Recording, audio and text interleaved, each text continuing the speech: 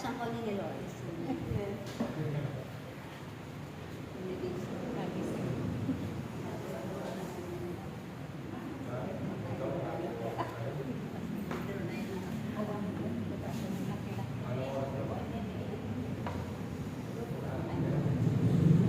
Magpapalang hapon po sa ating lahat. Amen. Mainit na pagtanggap sa ating Panginoon. Mainit pa. Talaga lagi. Mainit pa sa panahon. Amen. Amen? Amen ba? Amen. Amen. Yan. Maraming salamat sa ating Panginoon at marami tayo. Puno ng anghel. Amen. Ang ating chapel. Amen. Ngayon. God is good. All the time. God is good. Praise the Lord. Forever.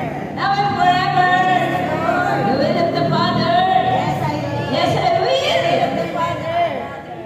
Set my spirit free. Yahweh Shaddai. Yahweh Shaddai. Set my spirit free. Yan, maraming palakpak. Praise the Lord. Praise Yahweh. Hallelujah. Hallelujah. Yan.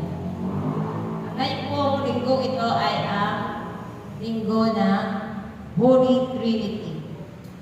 Banal na Santatlo sa isang Diyos. Amen? Ayan. Ilan ba ang Diyos? Isa. Sa tatlong verse. Noon ay hindi natin isang banal na Santatlo sa isang Diyos. Amen? Amen. Babalik tayo sa seminar. Alam mo, ang hirap talabayan niya. Oo. Pero maganda. Kasi Yung kanya-kanya. talagang Alam mo, hindi natin maunawaan ang lubusan tinatalakay kung tayong mga pangkaraniwang mga pangkaraniwan. karaniwan lamang. Talaga. Pero, sabi nga, tayo ay nananalig na at naniniwala na ang banal na Santatlo sa iisang Diyos. Amen? At sabi nga, mahirap yan paniwala. Amen?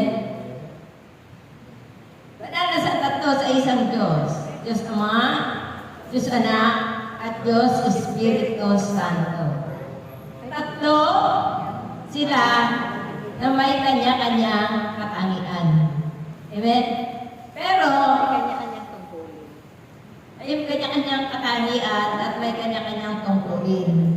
Pero siya na ay nagkakaisa sa isang layunin. Amen. Ang pag-ibig. Amen. Amen? Pag-ibig sa sanlibutan. Amen? Palakpakan natin ang ating Panginoon. Amen? Sabi nga, may kanya-kanya silang katangian at may kanya-kanyang tungkulin. Paano ba natin makikilala ang Diyos Ama? Makikilala natin ang Diyos Ama sa Kanyang katarunungan at kapangyarihan. Amen? Sa Kanyang gawa ng mga kahanga-hangang bagay. Amen? Nilikha niya ang sanlibutan. Nilikha niya ang buong mundo. Nilikha ang langit at lupa. Nilikha ang karagatan. Nilikha ang lahat ng uri ng hayop, lahat ng halaman na tunay na mahanga-hanga. At higit sa lahat, nilikha tayo ng Diyos na kanilang kawan. Amen? Kaya lahat tayo ay isinilang na magaganda. Amen? Sapagkat tayo ay nilikha awangis ng Diyos. Amen? Tulad ng ating banal na Santatlo, nilikha tayo at binigyan tayo ng kanya-kanyang kapangyarihan. Binigyan tayo ng kanya-kanyang karunungan. Amen ba? Binigyan tayo ng kanya-kanyang pagpapala ng naaayon sa ating pangangailangan. Amen ba? Amen? Binigyan tayo ng kanya-kanyang tungkulin. Amen? Ng kanya-kanyang kaalaman. Kasi kung isa lang, limbawa, kung puro doktor, puro magagamot lang. Amen. Wala pasyente. Walang pasyente. Wala nang gagawin. Wala. Kung walang karpintero, sino gagawa ng bahay? Amen?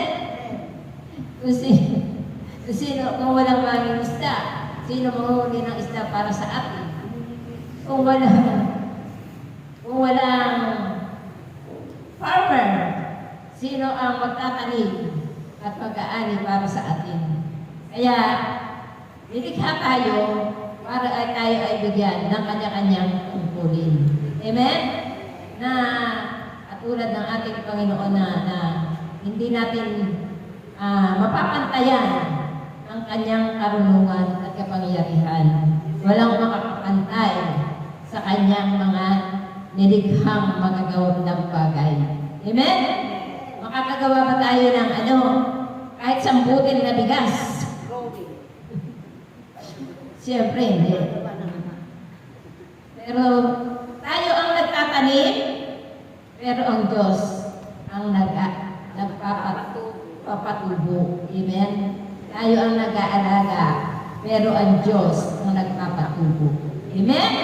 Kaya katulad ng mga magsasaka, matyaga nilang hinihintay ang oras ng pag-aani at sila ay umaasa sa pagpapala ng Diyos. Amen? Kaya, yan, lagi tayong umasa sa ating Panginoon. Amen? Ang Diyos Anak, ano naman ang tungkulin ng Diyos Anak? Siya ang ating tagapagligtas at siya ang sinugo ng Ama para sa ating kaligtasan. Di ba sabi nga, gayon na lamang ang pag-ibig ng Diyos sa sanglibutan. Kaya sinugaw niya ang kanyang buktong na anak para sino mang sumamampalataya sa kanya ay maliligtas. Amen? Kaya siya, ano nga din ba ang naging gawa ng ating Panginoong Jesus? Ang naging gawain ng ating Panginoong Jesus ay iligtas at akayin ang mga makasalanan. Amen? Inubos tayo ng Diyos ng kanyang sarili. Amen? Siya ang nagpalayas ng mga masamang espiritu. Siya ay nagpagaling sa lahat ng uri ng karamdaman. Amen? Siya ang nagturo sa mga alagad upang sila ay matuto at manampalataya sa Diyos. Amen? At gayon din tayo mga kapatid. Tayo din ay tinuturuan ng Diyos kung paano ang pag-ibig ng Diyos ay maipahayag din natin o maipadama natin sa ating kapwa. Amen? Katulad ng ating Panginoon na matyaga na nag-alaga at nagturo sa kanyang mga alagad. Amen? Hindi siya sumuko. Amen? Na talagang matyaga niya tinuruan ang mga alagad itong panahon pa nila na kasama-sama natin ang ating Panginoon. Amen? At ganon din tayo na siya naman ay nagpadala at nagsugo ng mga kapatid natin para tayo din ay sanayin, turuan, at pagtiyagaan hanggang sa tayo ay matuto. Amen ba? Amen? Kung walang nagturo sa atin, kung walang ginamit ng Diyos para itatag ang community ito, narito kaya tayo ngayon? Siyempre wala. Amen? No? Na lahat tayo, magpasalamat tayo at katulad ng pagpasalamat natin sa ating Panginoon na siya, na ang kanyang bugtong na anak ay sinuko niya para sa ating lahat.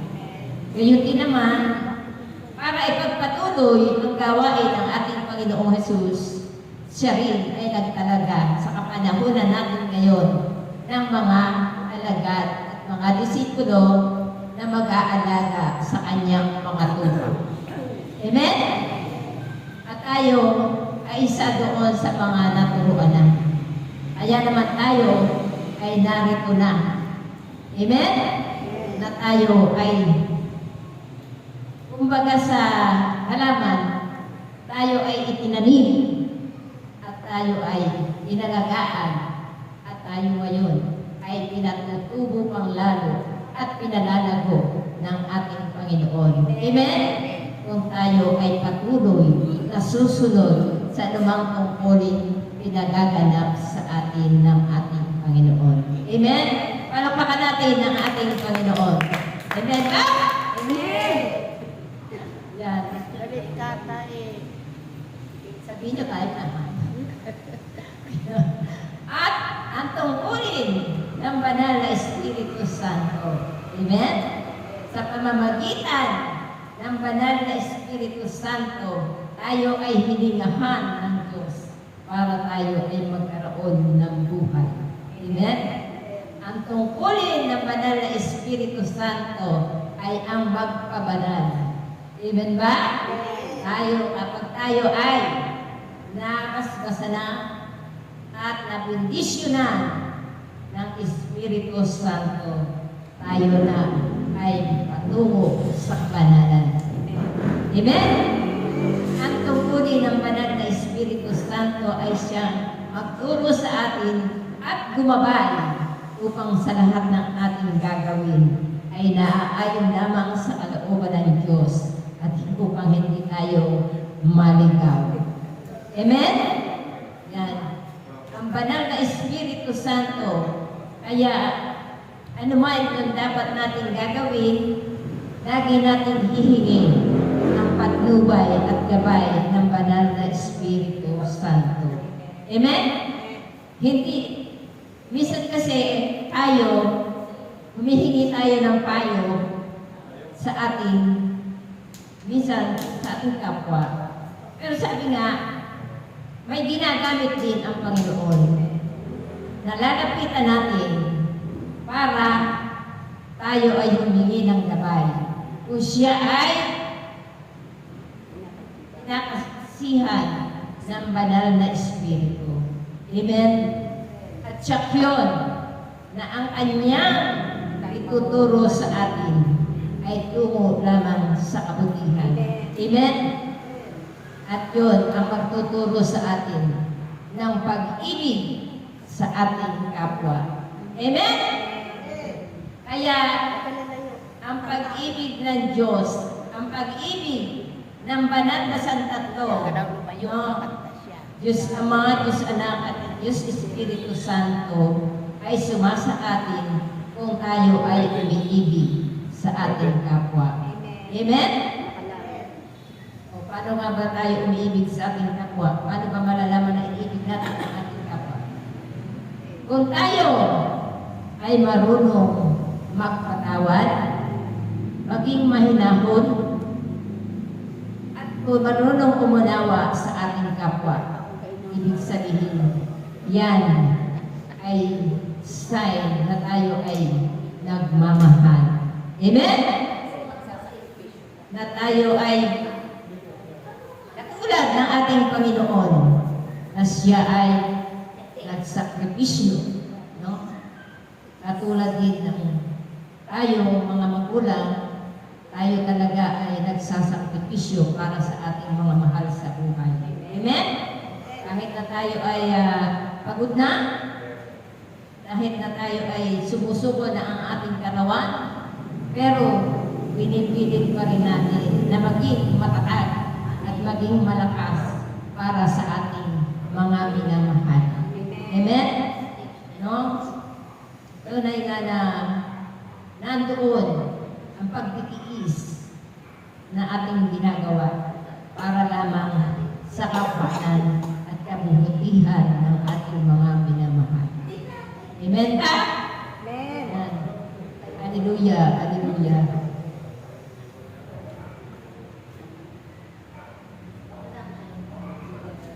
Kung kaya't kayong lahat ay huwag ninyong kalimutan na may Diyos na nararapat sa inyong pagkatiwalaan, panampalatayan na magpakailanman sa inyong mga buhay. Na hindi kayo nag-iisa. Nariyan siya lagi, handang lumakay, handang umugon, handang magbigay o magkaloob ng mga himala at tuwaga sa inyong mga buhay. Tunay po yun, mga kapatid. Walang iba. Daan. Wala nang iba tayong aasahan. Wala na tayong ibang pangangalawakan na kakapitan, kundi ang ating Panginoon lamang. Ang lahat, ang banal na santatlo sa iisang Diyos. Parang ano lang po sa atin yung paalala lang. Kasi sa isa sa amin na pag-aaralan, kung tayo po ay babanggitin natin, halimbawa, Diyos Ama, Diyos Anak, Espiritu Santo. Kung ang lahat po ay walang Diyos, kung babanggitin natin walang Diyos. Pero kung babanggitin natin na isa na may Diyos, dapat lahat. Diyos Ama, Diyos Anak, at Diyos Espiritu Santo. Kasi sila ay isang tatlo sa iisang Diyos. Hindi, kumisa kasi sa pangalan ng Ama, ng Anak, at ng Diyos Espiritu Santo. Yun ang madalas nating naririnig.